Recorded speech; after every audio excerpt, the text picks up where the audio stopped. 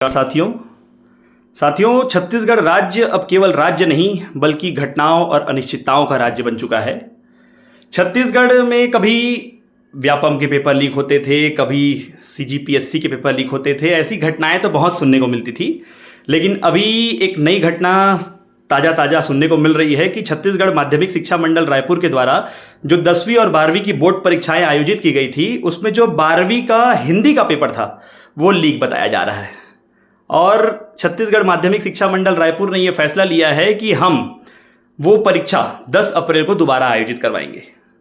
चलिए ठीक है, मान लेते हैं, लेकिन मेरा एक सिंपल सा सवाल है छत्तीसगढ़ माध्यमिक शिक्षा मंडल से कि भैया, जिन बच्चों ने सही तरीके से और अपनी काबिलियत से, अपनी योग्यता से पेपर दिया, जिन बच्चों ने कोई भूमिका पेपर लीक होने में नहीं निभाई, उन बच्चों का क्या दोष था? उन बच्चों से दोबारा पेपर क्यों लिया जा रहा है? चलिए, आप बोलते हैं कि जो बच्चे एक बार पेपर दे चुके हैं, पढ़ चुके हैं, वो दोबारा भी पेपर दे सकते हैं, मैं मानता हूं, लेकिन फ्लो नाम की भी तो कोई चीज़ होती है। दूसरी बात कि भैया, आप बोल रहे हैं कि ठीक है, हम पेपर आयोजित तो करा देंगे, लेकिन जो पेपर आयोजित कराया जाएगा, उस पेपर को आयोजित कराने में जो खर्च आएगा, उस खर्च की भरपाई आप कहाँ से करेंगे? टैक्स पेयर के पैसे से करेंगे या बच्चों से कुछ एक्स्ट्रा चार्ज कर लेंगे? अगली बात कि भैया, क्या गारंटी है कि अब जो पेपर होगा वो लीक नहीं होगा? इस बात की कोई गारंटी मिलनी चाहिए, तब तो हम माने कि हाँ भाई, अगला पेपर सही तरीके से होगा। और ये इस बात की भी क्या गारंटी कि आज तक का जो पेपर हुआ है वो लीक नहीं हुआ है? पेपर लीक हुआ है, पता चल गया, अच्छी बात है, हमको समझ में आया, लेकिन आज तक बहुत सारे पेपर हुए, हो सकता है उसमें भी पेपर लीक हुए होंगे।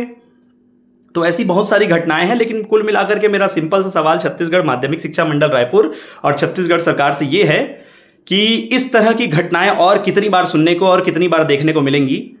मतलब एक पेपर नहीं करा पा रहे हो यार, सिंपल सा पेपर लीक हो जा रहा है, बच्चे परेशान हो रहे हैं, हलाकान हो रहे हैं। कुछ बच्चे आगे की अपनी तैयारी के लिए जा चुके थे, वो बेचारे वापस उस पेपर के लिए आ रहे हैं, अपने फ्लो को तोड़ रहे हैं। इस टाइप का ये जो घटिया काम है, ये और कब तक देखने को मिलेगा? ये सवाल सरकार से है। अब आप चाहें तो सरकार से सवाल कर सकते हैं, और चाहें तो बात को यहीं कहीं नहीं दफ़ा कर सकते हैं। बाकी तो और कुछ बोलने लायक तो ये सरकार है नहीं, लेकिन फिर भी सवाल करते रहना हमारा काम है, जो हम करते रहेंगे। जय हिंद, जय भारत, जय छत्तीसगढ़।